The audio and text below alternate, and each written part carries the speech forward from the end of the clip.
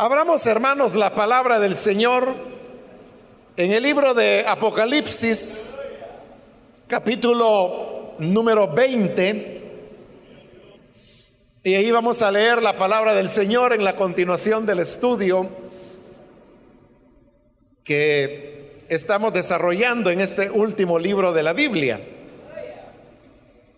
Dice Apocalipsis capítulo 20, versículo 11 en adelante: luego vi un gran trono blanco y a alguien que estaba sentado en él. De su presencia huyeron la tierra y el cielo sin dejar rastro alguno. Vi también a los muertos, grandes y pequeños, de pie delante del trono. Se abrieron unos libros y luego otro, que es el libro de la vida. Los muertos fueron juzgados según lo que habían hecho, conforme a lo que estaba escrito en los libros. El mar devolvió sus muertos, la muerte y el infierno devolvieron los suyos, y cada uno fue juzgado según lo que había hecho. La muerte y el infierno fueron arrojados al lago de fuego. Este lago de fuego es la muerte segunda.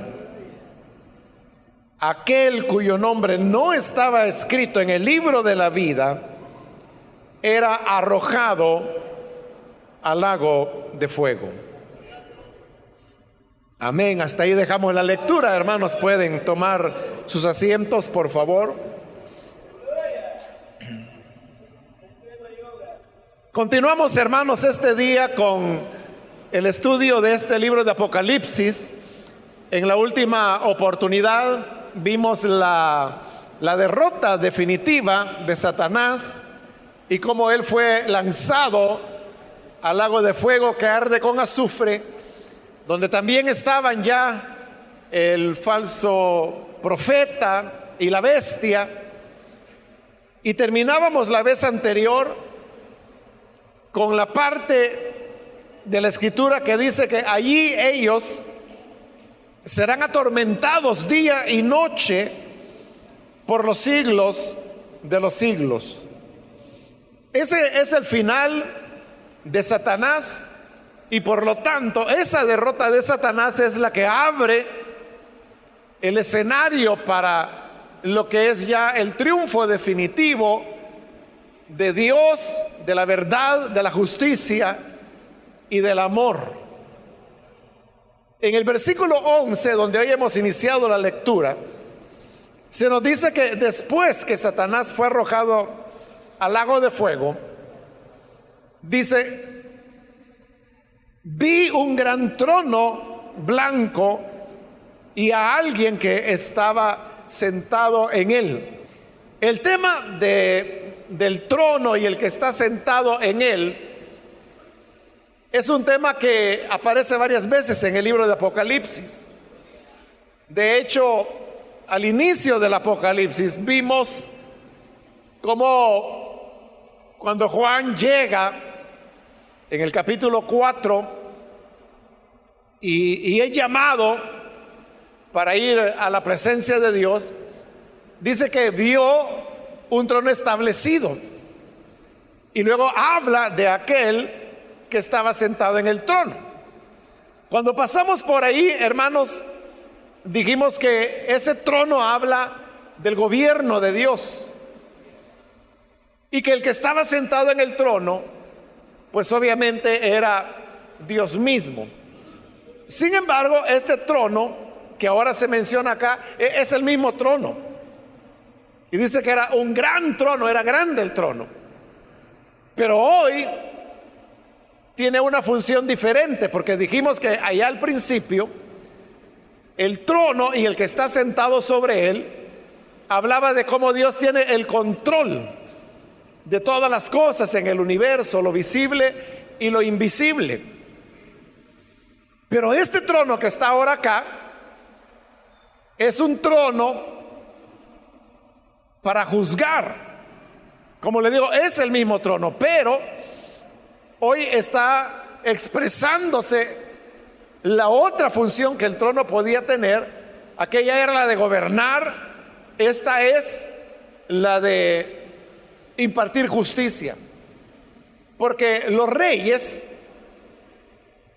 ejercían un gobierno en donde todos los poderes estaban concentrados en ellos. Por eso es que aquellos países donde un rey es el que gobierna, sobre todo en el pasado, recibía el nombre de monarquía, porque eso significa que todo el poder está concentrado en una sola persona. Nosotros en nuestro país y la mayor parte de países en el mundo son repúblicas. La característica de la república es cómo están distribuidos los poderes que administran. Entonces, tradicionalmente se habla de tres poderes: el poder legislativo, el poder ejecutivo, el poder judicial. En nuestro caso, de nuestro país, el poder legislativo está representado por la Asamblea Legislativa.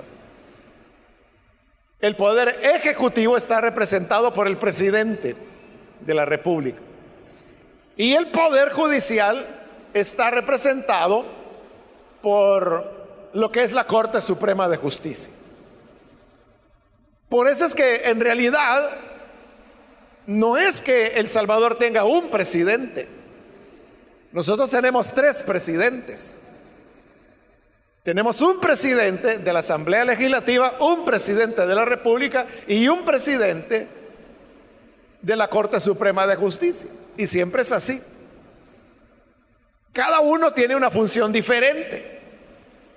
La Asamblea Legislativa, su nombre lo dice, legisla, es decir, hace leyes. El presidente de la República, que es el poder ejecutivo, el nombre lo dice, él es el que ejecuta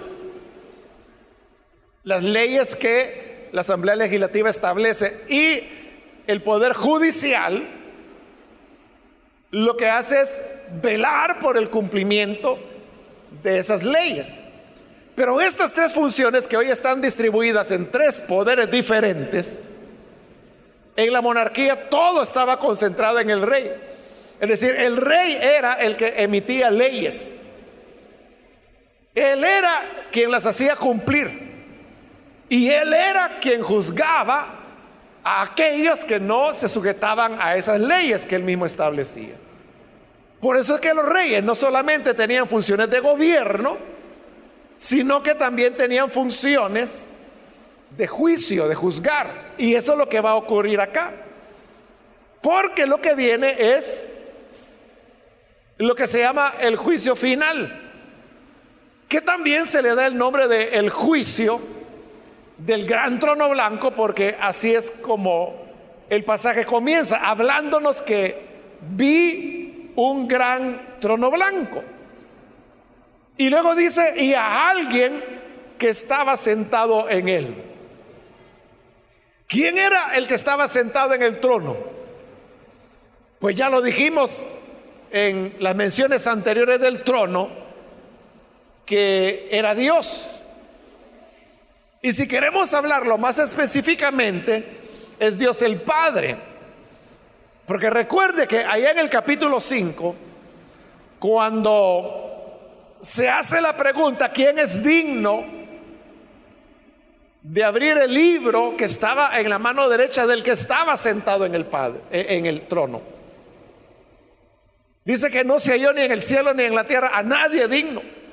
Pero que entonces apareció el cordero que estaba como sacrificado. Y dice que él vino, y el cordero obviamente es el Hijo de Dios. Pero dice que vino delante de aquel que estaba sentado en el trono y tomó el libro o el rollo de su mano. Entonces, ahí vemos que quien estaba sentado en el trono es el Padre. Entonces, si nos preguntamos quién es el que está sentado acá, en el trono blanco, uno podría decir, bueno, es el Padre. Pero también hay pasajes, sobre todo en el Evangelio de Juan, donde el Señor Jesús dijo que Dios le había dado a él todo el juicio y que el Señor Jesús es el que juzgará al mundo. Por lo tanto, algunos dicen es Jesús el que está centrado en el trono blanco. Bueno, pero no nos vamos a meter en esa complicación. Podemos decir, quien está sentado en el trono es Dios. Él es el juez, el que va a juzgar. Ahora, si es el Padre, si es el Hijo, no es importante, porque ambos son Dios. Por lo tanto, es correcto decir que era Dios el que estaba sentado en el trono. Ahora, dice la segunda parte del versículo 11, de su presencia huyeron la tierra y el cielo sin dejar rastro alguno. Esa frase tan corta, que la vuelvo a leer, dice, de su presencia huyeron la tierra y el cielo sin dejar rastro alguno. Es el relato que el libro de Apocalipsis presenta de lo que nosotros llamamos el fin del mundo. Y está relatado así de una manera muy sencilla, muy breve, simplemente diciendo que huyeron la tierra y el cielo. Y se acabó. Es decir, que la palabra de Dios al tema del fin del mundo, como se le llama popularmente, realmente no le dedica más que unas 5 palabras. Cuando todo lo demás del libro, de lo que está hablando, como lo hemos dicho repetidas veces, es del triunfo, del bien sobre el mal, del triunfo de Dios sobre Satanás, del triunfo de los fieles sobre la muerte y sobre todas las circunstancias.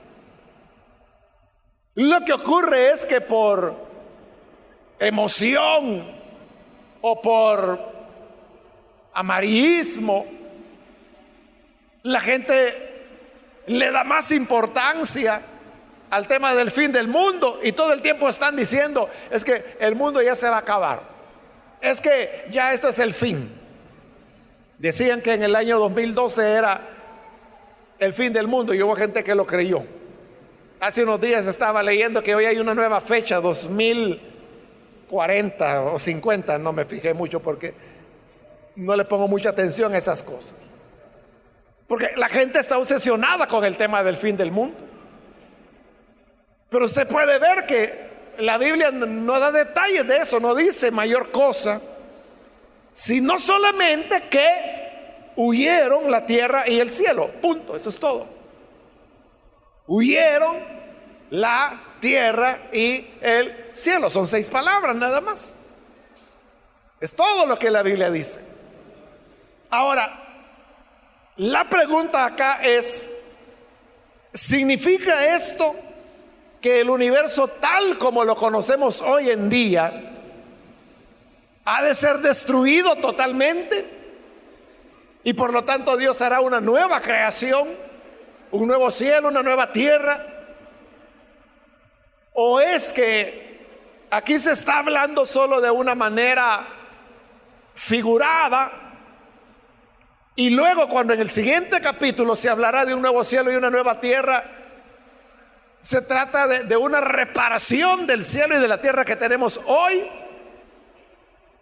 O sea, ¿cuál de las dos interpretaciones es la correcta? Aquella enseñanza que dice que los cielos y la tierra serán destruidos para dar paso a una nueva creación, esa es una interpretación.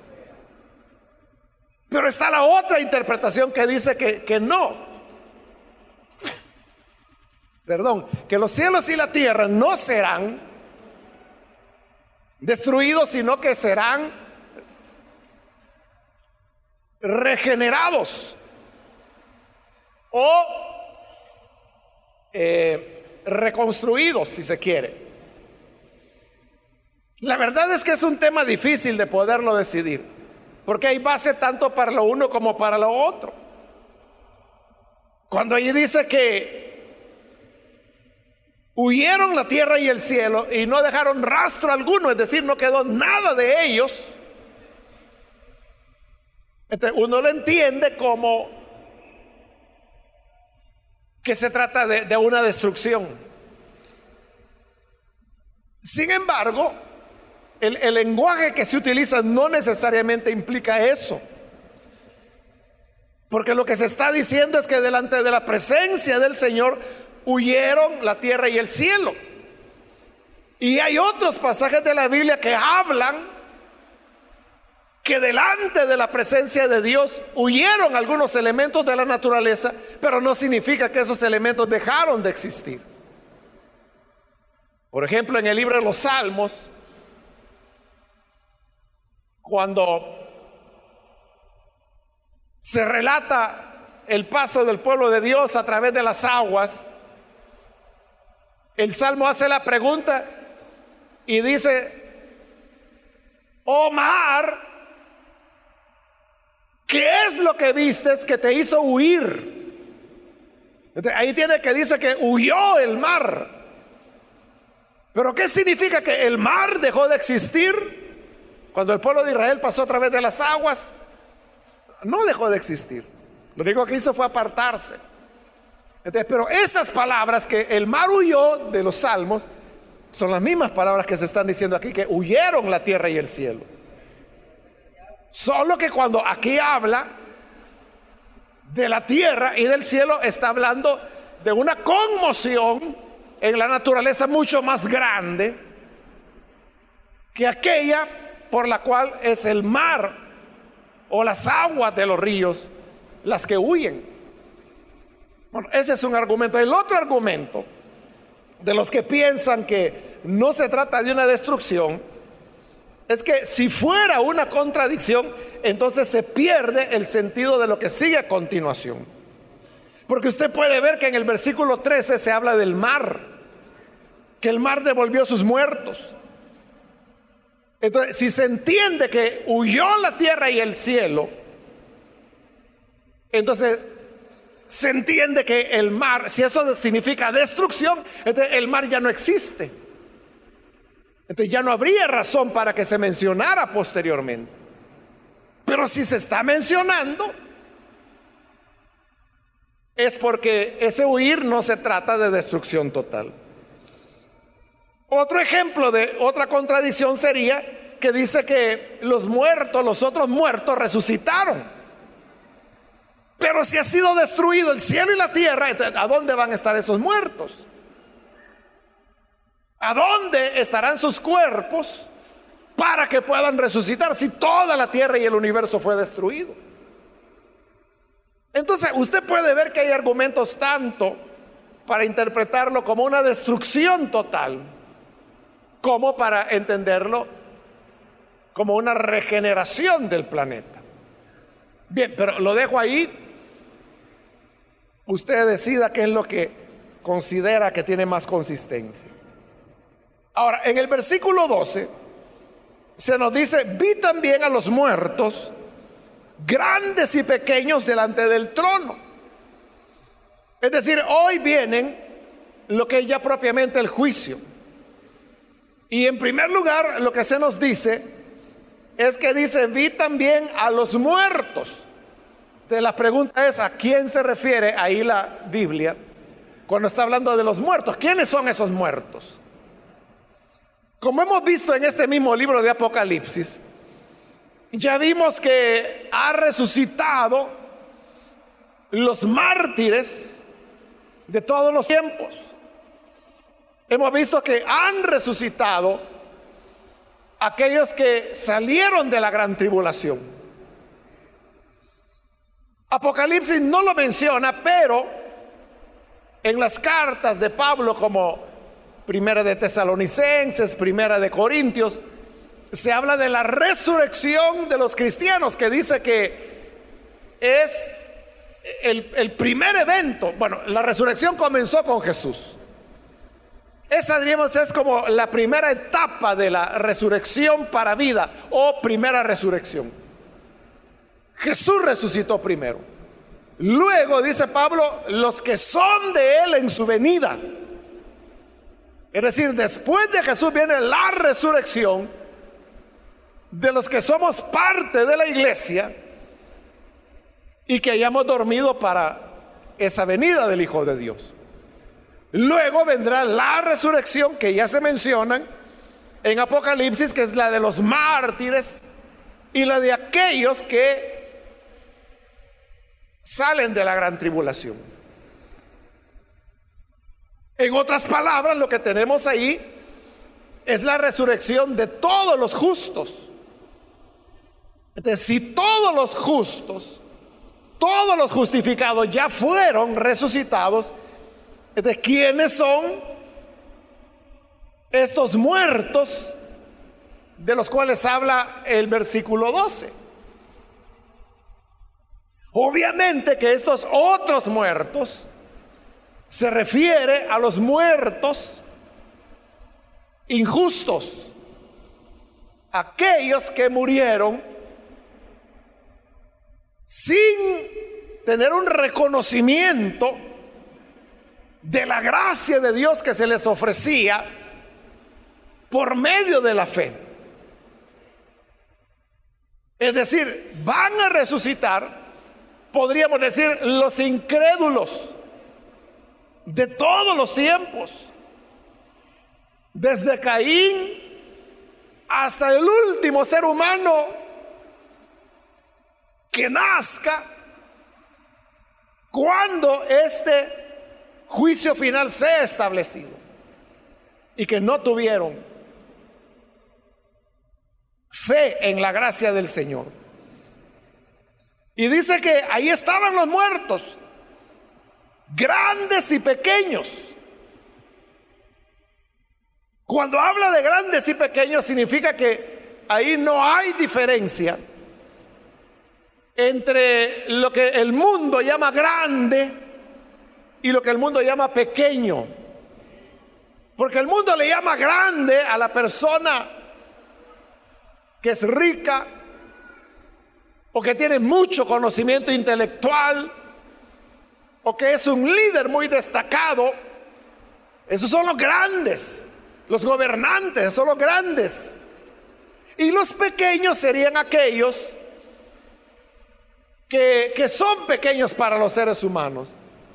¿Y quiénes son los pequeños? Los pobres, los que no tienen influencia ni amistades importantes, personas que el mundo considera sin importancia. Pero ahora, delante del trono del Señor, dice que están todos los muertos, grandes y pequeños. Por eso es que en el juicio final, cada persona incrédula ha de ser juzgada por lo que es su realidad. Y no importa si en la vida fue alguien importante, alguien famoso, alguien con influencia, alguien con dinero. Eso no importará. Como tampoco importará que una persona no haya tenido nada, pero que teniendo nada se mantuvo en su dureza de corazón para rechazar la gracia que el Señor le ofrecía. Entonces no hay diferencia. Por eso no importa de qué persona se trata, si es blanco, si es negro, si es hombre, si es mujer, si fue joven, si fue adulto, si fue rico, si fue pobre, si fue sabio, si fue ignorante, si fue fuerte o fue débil, si tuvo poder o no lo tuvo, no importará. Todos los muertos incrédulos tendrán que dar cuenta delante del trono del Señor. Nadie podrá evadirse por las condiciones que haya vivido en esta vida. Y luego dice que los vio que estaban de pie delante del trono. Eso tiene dos sentidos. Porque estar de pie, en primer lugar, nos habla de que estaban vivos. Porque así dice, ¿no? Vi los muertos, grandes y pequeños, de pie. Pero vea, vi los muertos de pie. Usted sabe que un muerto no puede estar de pie. Pero dice que él vio los muertos de pie. Entonces, ¿qué significa eso? Que habían resucitado. Porque no hay allí una mención que se haga a resurrección. Pero obviamente la hay. No hay otra manera en que esos muertos puedan estar de pie. Ese es un sentido. El otro sentido es que la persona a ser juzgada siempre estaba de pie delante del juez. El juez era el que estaba sentado y era el acusado el que estaba en pie. Bueno, eso es hasta hoy en día. Así es hasta hoy en día, hermano. Porque cuando un juez va a dictar sentencia, porque ya terminó la audiencia, ya presentaron las pruebas que inculpan a la persona o que descargan la culpa, pero cuando ya el juez va a dictaminar sentencia, que va a decir si es inocente o no, siempre al acusado o la persona que está siendo juzgada se le pide que se ponga de pie, aún hoy en día. Tiene que estar de pie y entonces el juez ya lee su resolución donde dice si la persona es culpable o no. Ahí dicta sentencia. Estos estaban en pie también porque eran los que iban a ser juzgados. Ahora, como estamos hablando de los muertos incrédulos de todos los tiempos, y yo le dije que desde Caín hasta el último de los seres humanos que nazca y viva en incredulidad. Estamos hablando, hermanos, que ahí serán miles de millones los que serán juzgados. Y si uno se imagina esa cantidad de personas, sería como perder la vista en el horizonte de ver millones y millones y millones y millones, y cada uno tendrá que pasar para ser juzgado por el Señor. Continúa el versículo 12 y dice: se abrieron unos libros. En este momento todavía no se nos dice qué son esos libros, pero más adelante se nos dirá que los muertos serán juzgados por las cosas que estaban escritas en los libros. Entonces, estos libros son aquellos donde está la evidencia, voy a decir, de todo lo que las personas han hecho, dicho y pensado y lo que dejaron de hacer en toda su vida. Por eso se le llaman los libros de las obras. Y esto hace sentido con otros pasajes de la Escritura, como cuando el Señor, por ejemplo, dijo que de toda palabra ociosa que saliera de nuestra boca hemos de dar cuenta. Usted sabe que hay gente que es muy descuidada en su hablar y habla vulgaridades y habla mentiras y habla palabras oeces. Pero el Señor dijo que de cada palabra hemos de dar cuentas. Ahora, esa persona que habla esas palabras, ni ella recuerda todas las malcrianzas y vulgaridades que ha dicho a lo largo de su vida. Ni siquiera lo que dijo en enero de este año no lo recuerda. Pero como el Señor dijo que de cada palabra, Él no dijo de las que recuerden, Él dijo de cada palabra tendrán que dar cuenta. Es porque en estos libros de las obras todo está escrito, todo está detallado. Aún aquellas cosas que la persona ya no recuerda y que lo olvidó porque quizá lo hizo hace 12, 20, 30 años atrás, no lo recuerda. Pero el Señor no lo olvida. Ahora, probablemente los libros no sean literales, pero lo que se nos quiere enseñar es que a Dios no se le escapa ningún detalle y que Él los recuerda a todos. Y eso es lo que habla de la seriedad de la vida, porque eso significa que las personas serán juzgadas por todo lo que hayan hecho en la vida. La gente, como le digo, hace fiesta, habla vulgarmente, no pone freno a su lengua. Otros roban, otros mienten, otros engañan, otros hacen diferentes tipos de maldad. Muchas de ellas en lo oculto, escondidos, porque saben que es malo lo que está haciendo. Así lo dice la Escritura, que aquel que sabe que sus obras son malas, ese no viene a la luz, porque sabe que si viene a la luz, todos se darán cuenta que sus obras son malas.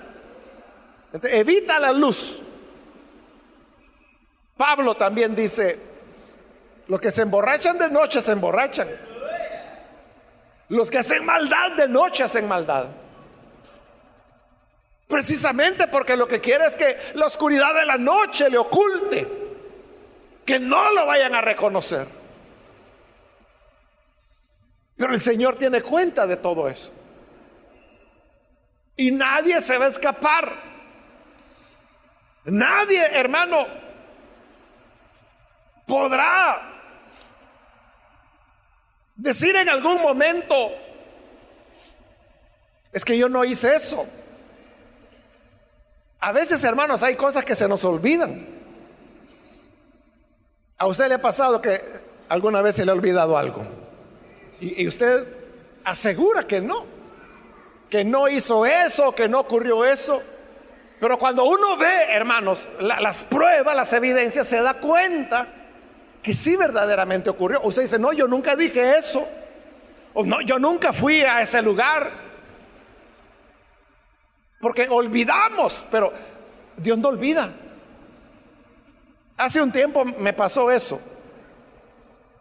Un hermano me dijo en una ocasión: hermano, me dice, estuve escuchando, me dijo, el mensaje que usted predicó en el estadio de San Miguel, me dijo. Y yo le dije: no, hermano, usted está equivocado, le dije. Yo ni conozco el estadio de San Miguel, le dije. ¿Cómo no? Me dice, ¿usted estuvo ahí? ¿Estuvo en un evento? No, le dije. Yo he estado en eventos en el estadio de Santa Ana, en los estadios de San Salvador, en el gimnasio, pero en San Miguel no, ni conozco, le digo. ¿Cómo no, hermano? Me decía. ¿Usted estuvo? No, le decía yo. Y hasta me dijo: el cantante fue fulano, me dijo. En ese evento el cantante, no me recuerdo si Roberto Orellana, algo así había sido. Y usted predicó, me dijo. Y yo tengo la predicación, la estuve oyendo. Bueno, que oyó la predicación de seguro, pero no fue en el estadio. Es que yo nunca he estado en el estadio de San Miguel. Bueno, ya no me dijo nada el hermano, pero a los días me empezó a mandar fotos del evento donde estoy predicando en el estadio de San Miguel. Y de verdad, hermano, mire, yo con toda seguridad estaba seguro que nunca había estado en ese estadio, que nunca había ido a un evento. Y decía: ¿pero por qué? O sea, si cuando fueron los grandes eventos de la misión, a mí nunca me tocó ir a San Miguel. Y la radio, dije yo, nunca. La radio Restauración de San Miguel no hace eventos en el estadio. Entonces, no, decía yo. Pero fue un evento que se hizo en algún momento que el hermano me dijo el año, pero ya no me acuerdo. Pero hermano, yo aseguraba y a él le aseguré y le decía que no. Usted está equivocado, que yo ni conozco este estadio. Y estuve predicando ahí. Claro, eso fue, hermanos, hace más de 20 años, entonces yo no lo recuerdo. Entonces, a veces le pasa a uno así que uno dice, no, yo no estuve ahí, yo no dije eso, no, yo no vi a esa persona. Y usted lo dice con sinceridad, de verdad, ya no lo recuerda. Pero el Señor todo lo tiene anotado. Todo lo lleva anotado. Así es. Conozco a un hermano a quien yo le tengo mucho aprecio, que él es muy ordenado, pero desde hace décadas él lleva anotado todo. Y cuando digo todo me refiero a cada culto que se ha celebrado en la iglesia. Pone la hora que comenzó, quién dirigió, quién predicó, la cita en que predicó, a qué horas terminó el culto. O sea, es prácticamente un reporte de cada culto y lo lleva desde hace décadas. Increíble, ¿no? Claro, eso yo le he dicho al hermano, mire, ese es un tesoro el que usted tiene. Él sabe cuántas veces yo he predicado, yo no lo sé. Él sí lo sabe, él tiene el dato. Él sabe cuándo prediqué y qué dije en base a tal cita, en tal fecha, en tal lugar. Él lo sabe. Pero más cuidadoso es Dios, que anota los pensamientos, las palabras. Como dijo el Señor, aquello que se habla en oculto, lo que se hace encerrados en una habitación, Dios lo conoce. Dios sabe el fondo de las cosas. Y de todo eso el ser humano ha de dar cuenta. Por eso dice, se abrieron los libros. Y luego otro, dice, otro libro más. Y este libro adicional se nos dice, es el libro de la vida. Ahora, ¿qué es el libro de la vida? El libro de la vida se menciona varias veces, 5 veces se menciona en Apocalipsis. El libro de la vida es donde están los nombres de los que han creído en el Señor, de los que han sido justificados por la fe. Por eso se le llama el libro de la vida. Ahora, ¿por qué el libro de la vida está en un juicio donde los que están siendo juzgados son no creyentes? Ya vamos a ver por qué.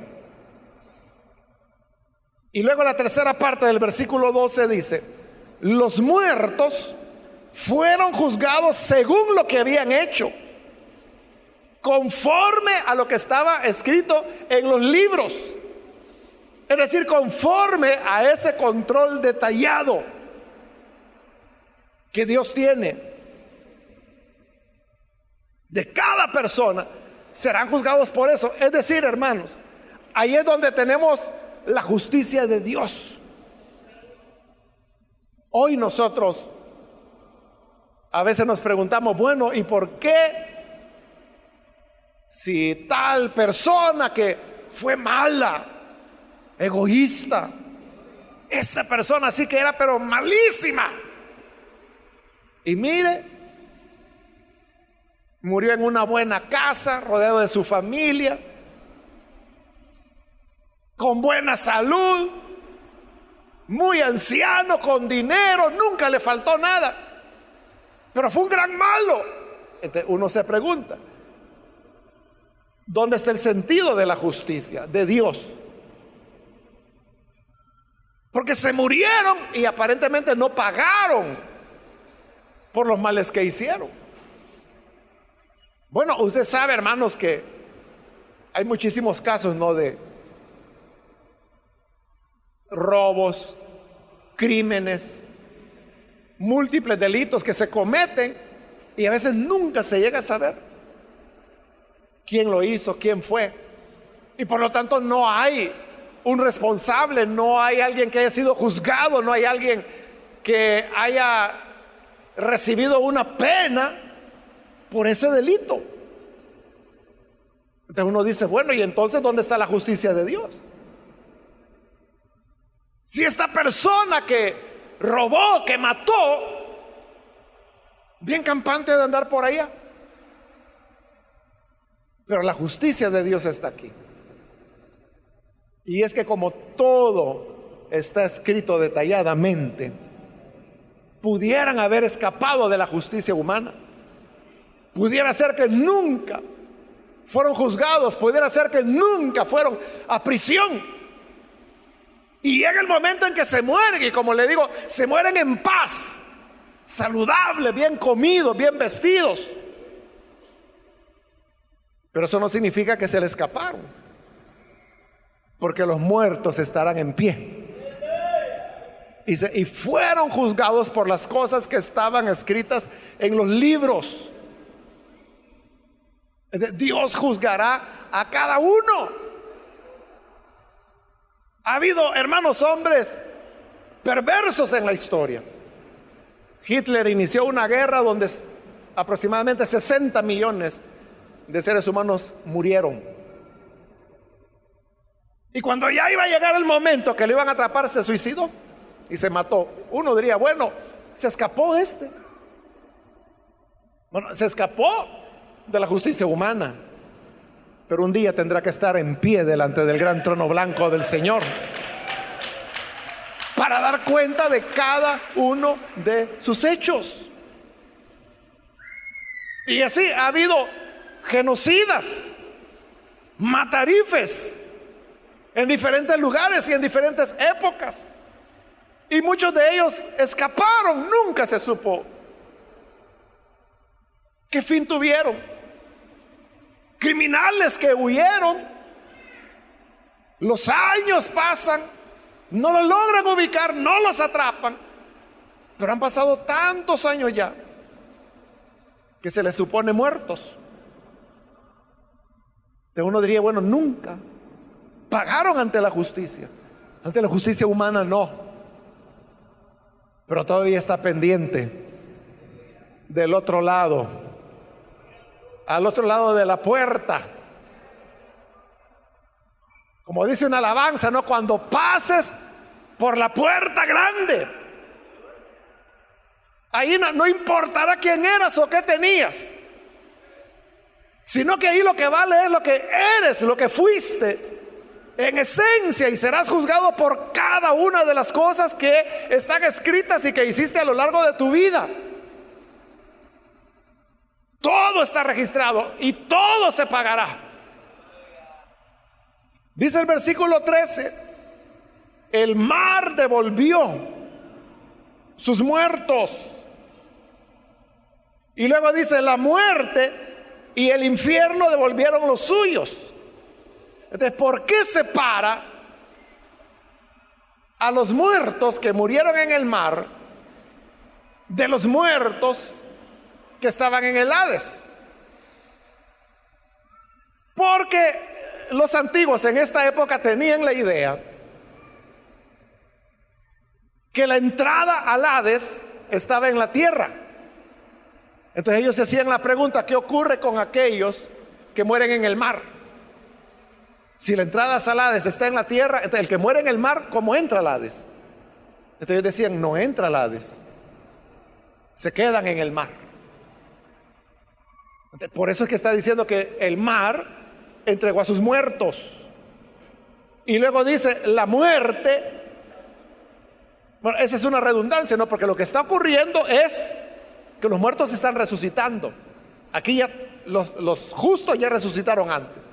Aquí están resucitando los injustos. Pero entonces todos se les están escapando a la muerte. Y por eso dice que la muerte entregó a sus muertos. Lo que está diciendo, o lo que quiere decir, es que se le están escapando a la muerte los muertos. Y luego dice la NBI, que es la que estoy utilizando: y el infierno devolvió a sus muertos. Esa es una mala traducción, que, bueno, aquí aparece dos veces. Ahí acabamos de leer que dice que el infierno devolvió los suyos, y en el 14 dice la muerte y el infierno fueron arrojados al lago de fuego. Otra vez se vuelve a traducir infierno, lo cual es un error, porque las palabras griegas que ahí se están utilizando es la palabra Hades, que no tiene traducción al español, por eso se usa la expresión griega Hades. Y cuando el Nuevo Testamento habla del infierno es la palabra Gehenna, que no aparece aquí. Ese es un error de traducción y que lleva a malas interpretaciones doctrinales. Porque, ¿cómo va a ser que el infierno es arrojado al infierno? Eso es lo que dice ahí, ¿no? En el versículo 14, la muerte y el infierno fueron arrojados al lago de fuego. El lago de fuego es el infierno. Entonces, ¿cómo es que el infierno es lanzado al infierno, no? Está este error en este pasaje, y está también en Lucas capítulo 16, cuando habla del hombre rico y Lázaro, que dice que se encontraron en el Hades. El rico se encontró en el Hades. De la NBI lo traduce, se encontró en el infierno. Otra vez, cuando la palabra es Hades. En una ocasión comenté, no sé si en este culto, que me encontré con uno de los hermanos que trabajaron en la traducción de la NBI, y yo le dije eso, que por qué habían traducido. Bueno, yo en ese momento aún no había llegado a este pasaje de Apocalipsis, no sabía que se lo traducían así acá, pero sí había leído el de Lucas. Entonces yo dije, ¿por qué Lucas 16 Hades lo tradujeron infierno? Y él se quedó pensando un momento. Es cierto, me dice, tiene razón, no hay ninguna razón por la cual se tenga que traducir infierno. Y aún me dijo él, si es una traducción, me dijo, del griego al español, no hay por qué utilizar una palabra latina, porque infierno es latín. Entonces me dijo, yo le voy a decir a los del equipo, me dice, para que cuando se haga una revisión corrijamos eso. Claro, para que se haga una revisión, hermanos, van a pasar mínimo 40, 50 años, ¿no? Cuando se haga la primera revisión de la NBI. Bueno, tal vez unos 40, porque ya la NBI tiene como 20 años que fue realizada. Pero realmente lo que dice el pasaje es el Hades. Entonces se nos dice que el Hades entregó sus muertos. Entonces se nos está diciendo que el mar entregó los muertos que tenía, porque según la creencia de la gente, los que estaban muertos en el mar no estaban en el Hades. Pero el Hades por su parte también entrega sus muertos. Es decir, todos, la muerte misma entrega sus muertos. Entonces ya no hay nadie muerto, todos han resucitado, nadie se escapa. Y sigo en el 13, el mar devolvió los muertos, la muerte del infierno, que debe ser Hades, devolvieron los suyos. Y cada uno, o sea, cada uno, no es que va a ser un juicio en masa, es uno por uno, cada uno fue juzgado según lo que había hecho. De la base del juicio son las obras. Y así pasamos al 14. Aquí es ya el final de todo. Dice, la muerte y el Hades fueron arrojados al lago de fuego. Es decir, esta es la muerte de la muerte. Como lo dice el profeta en el Antiguo Testamento, muerte, yo seré tu muerte, le dice el Señor. Pues aquí es la muerte de la muerte.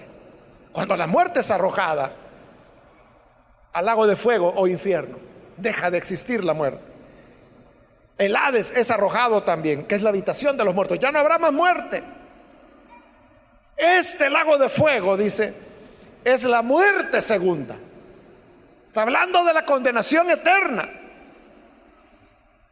Y el versículo 15 dice, aquel cuyo nombre no estaba escrito en el libro de la vida era arrojado al lago de fuego.